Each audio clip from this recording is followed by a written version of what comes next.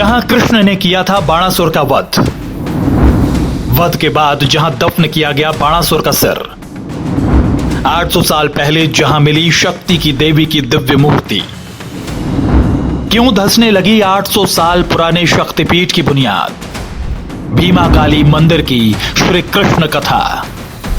नमस्कार, मैं हूं हिमानी भट्ट। इंस्टाफोक के इस यूट्यूब मंच से जुड़ने वाले आप सभी लोगों का शुक्रिया। बीते कुछ दिनों में आपने जिस तरह से हमारे वीडियोस को लाइक, शेयर और सब्सक्राइब किया है, हमें प्यार दिया है, उससे हमारा हौसला बढ़ा है।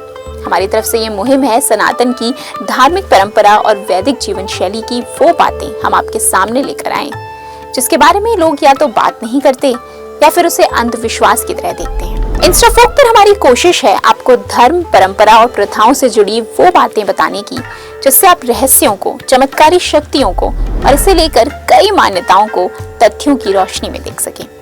हमारी एक खास सीरीज रहस्य गाथा ऐसी ही एक पहल है।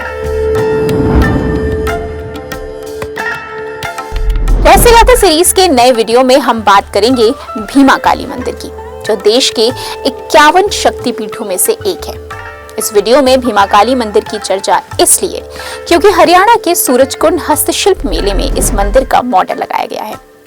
मंदिर का ये प्रतिरूप लकड़ी का बना है, लेकिन सूरजकुंड मेले में ये लोगों के लिए खास आकर्षण का केंद्र बना हुआ है। मंदिर की रहस्य गाथा से पहले देखिए ये झलकियां। ये ठीक हूबहू वैसा ही है जैसे शिमला से 180 किलोमीटर सराहन में श्री भीमा काली जी का मंदिर है।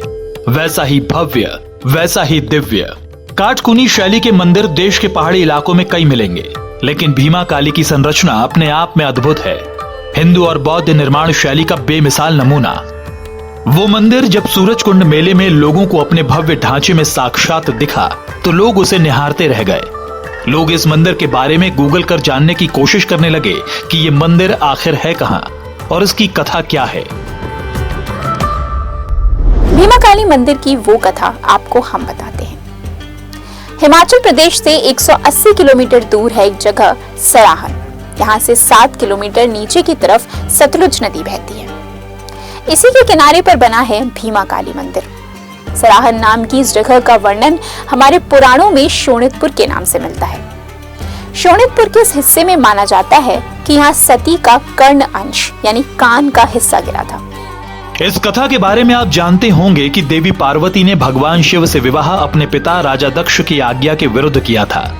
पिता के तौर पर राजा दक्ष इस शादी से खुश नहीं थे, इसलिए जब अपने राज्य में यज्ञ किया तो शिव और पार्वती दोनों को नहीं बुलाया। देवी पार्वती को पिता के यज्ञ का पता जब नारद मुनि के जरिए चला तो उसमें शामिल होने के लिए मचल उठी। शिव पुराण के मुताबिक भगवान शिव ने देवी पार्वती को यज्ञ में बिना बुलाए जाने से रोकना चाहा, लेकिन मायके के मोह में देवी पार्वती नहीं मानी। यज्ञ में जाने के बाद देवी पार्वती को एहसास हुआ कि यहाँ सारे देवी देवता, गंधर्व और गणों तक को बुलाया गया है, लेकिन उन्हें और उनके पति को पूछा नहीं गया। इसका कारण जब उन्होंने अपने पिता दक्ष से पूछा तो वो क्रोधवश भगवान शिव के बारे में अपमानजनक बातें करने लगे। देवी पार्वती अपने आराध्य और अपने पति का यह अपमान सहन नहीं कर पाई। वो यज्ञ के हवन कुंड में कूद गईं। अपनी अर्धांगिनी को लेकर ये बात जब भगवान शिव को पता चली तो कहते हैं उनका तीसरा नेत्र खुल गया। पौराणिक कहानियों में शिव की तीसरी आंख को बेहद चमत्कारी और संहारक शक्ति वाला बताया गया है।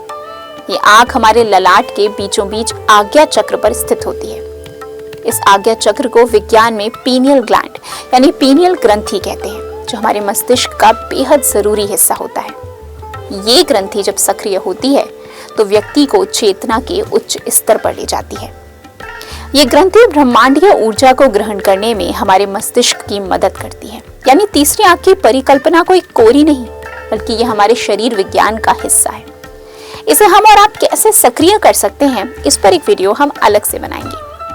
फिलहाल कहानी भीमा काली मंदिर की। जब शिव ने यज्ञ कुंड में गिरी देवी पार्वती का मृत शरीर लेकर तांडव करना शुरू किया, तब उनके शरीर के 51 हिस्से अलग अलग हिस्सों में गिरे। इसे ही सनातन में शक्ति पीठ कहा जाता है। भीमा काली मंदिर जहाँ है, वहाँ के बारे में मान्यता है कि यहाँ देवी का कान गिरा था। सराहन यानी पौराणिक गाथाओं के शोणितपुर में यह मंदिर 13वीं सदी में बुशहर राजाओं ने बनवाया था। इसका जिक्र बुशहर साम्राज्य के प्राचीन दस्तावेजों में मिलता है। ये दस्तावेज ही भीमकाली मंदिर को भगवान देवी पार्वती की कथा से जोड़ते हैं और ये बताते हैं कि बुशहर राजाओं को देवी की प्रतिमा सतलुज की तलछटी में मिली थी। इसके बाद ही यहाँ मंदिर का निर्माण हुआ। लेकिन इस मंदिर की एक पूर्व कथा यानी बुशहर राजाओं के निर्माण से भी पहले की बताई जाती है। इस जगह पर बाणासुर नाम के असुर का राज हुआ करता था, जो दानव राजा बलि और विष्णु भक्त प्रहलाद का वंशज था। बाणासुर भगवान शिव का भी उतना ही बड़ा भक्त था। यह कथा द्वापर युग की है। इसके मुताबिक बाणासुर अपनी आसुरी प्रवृत्ति के मुताबिक एक क्रूर शासक था। उससे पूरी प्रजा परेशान थी। यहां तक कि अपनी बेटी उषा के बारे में बाणासुर ने सुना कि वो श्री कृष्ण के पुत्र राजा प्रद्युम्न के बेटे अनिरुद्ध से प्रेम करती है, तो वो दोनों की जान लेने पर उतारू हो गया। अपने पौत्र अनिरुद्ध और उनकी प्रेमिका उषा की रक्षा के लिए भगवान श्री कृष्ण सामने आए, लेकिन बाणासुर फिर भी नहीं माना। उसने भगवान श्री कृष्ण से आमने सामने का युद्ध छेड़ दिया। कहा जाता है कि बाणासुर के वध के बाद भगवान श्री कृष्ण ने उसका सिर यहीं दफन कर दिया था। भीमाकाली मंदिर परिसर में आज भी उस जगह को चिन्हित किया गया है जहां श्री कृष्ण ने बाणासुर का सिर जमीन में गाड़ा था। इसके बाद श्री कृष्ण के बेटे प्रद्युम्न शोणितपुर के राजा बने। बुशहर राज को उसी साम्राज्य का हिस्सा माना जाता है। भीमाकाली को देवी दुर्गा का अवतार माना जाता है, जो बुशहर राजाओं की कुल देवी थी। उन्होंने जब ये मंदिर बनवाया तब पौराणिक कथाओं में वर्णित सभी चीजों का ख्याल रखा। मंदिर की भव्यता से लेकर हजारों साल तक इसके टिके रहने की तमाम विधियां अपनाई। लेकिन आज 800 साल बाद भीमाकाली मंदिर में एक गजब सी हलचल देखने को मिल रही है। ये इस मंदिर के रहस्य को और भी गहराता है। 1800 साल पुराने शक्तिपीठ में आखिर ये कैसी हलचल है? दरक रही हैं भीमाकाली मंदिर की दीवारें, धस रही है शक्तिपीठ की बुनियाद। देवी का जो मंदिर 1905 के विनाशकारी कांगड़ा भूकंप में झुककर भी सीधा हो गया था, उस मंदिर के नीचे कैसी हलचल है? 1905 में 7.5 की ताकत वाले कांगड़ा घाटी भूकंप में जब 20,000 लोग मारे गए थे, पूरी घाटी में तबाही मची थी, तब ये मंदिर टेढ़ा हो गया था। लेकिन बाद के बरसों में खुद ब खुद सीधा हो गया। तब इसे देवी भीमाकाली का वरदान माना गया था। लेकिन आज बिना किसी ऊपरी हलचल के मंदिर में जगह जगह दरारें दिख रही हैं। मेन गेट से लेकर गर्भगृह तक मंदिर के कई हिस्से नीचे धंस रहे हैं। मंदिर के धंसने के संकेत और दीवारों में दरार पड़ने का सिलसिला पिछले 5 साल से दिख रहा है। लेकिन तमाम उपायों के बाद ना तो इसे रोका जा सका है और ना ही इसकी वजह पता चली है। मंदिर में दरारों और जमीन धंसने की पहेली इसलिए भी अबूझ है क्योंकि भीमाकाली मंदिर जितना ऊपर दिखता है, उसकी नींव भी उतनी ही गहरी है। तो क्या पूरी धंसावट और दीवारों में पड़ती दरार का संबंध मंदिर की नींव में किसी हलचल से है या अज्ञात गहराई से? मंदिर के ऐतिहासिक दस्तावेजों के मुताबिक मंदिर की गहरी नींव के साथ एक सुरंग भी मौजूद है जो 1 किलोमीटर लंबी है।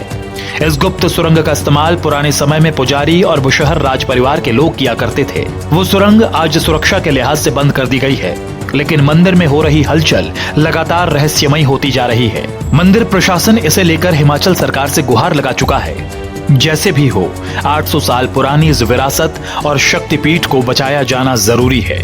हमारी रहस्य गाथा सीरीज का ये वीडियो आपको कैसा लगा, ये हमें कमेंट बॉक्स में जरूर बताएं। आप हमें ये भी राय दे सकते हैं कि अगला वीडियो हम किस मंदिर की रहस्यमयी मान्यताओं के ऊपर बनाएं। आपके सुझाव पर हम जरूर अमल करेंगे। फिलहाल अगर आपने अभी तक हमारा चैनल सब्सक्राइब नहीं किया है तो जरूर कीजिए और इसे शेयर करना भी ना भूलें। मिलते हैं अगले वीडियो में। नमस्कार।